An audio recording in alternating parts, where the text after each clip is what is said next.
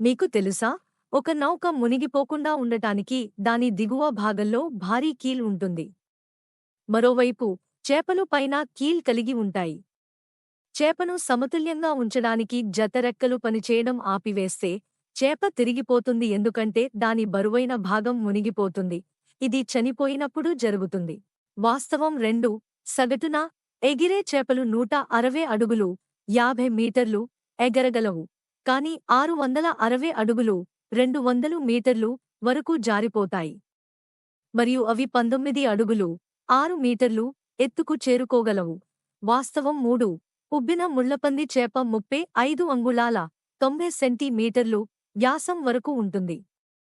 ఇది నీటిని మింగడం ద్వారా ఉబ్బుతుంది మరియు తరువాత దాని కడుపులో నిల్వ చేస్తుంది. ఎక్కువ నీటితో పొట్ట పరిమాణం పెరుగుతుంది. చేపను నీటి నుండి బయటకు తీస్తే అది గాలిని మింగడం ద్వారా అదే విధంగా పెరుగుతుంది. వాస్తవం 4. చేప నీటిలో మునిగిపోతుంది. మానవుల మాదిరిగానే చేపలకు ఆక్సిజన్ అవసరం, కాబట్టి నీటిలో తగినంత ఆక్సిజన్ లేకపోతే అవి ఊపిరాడవు.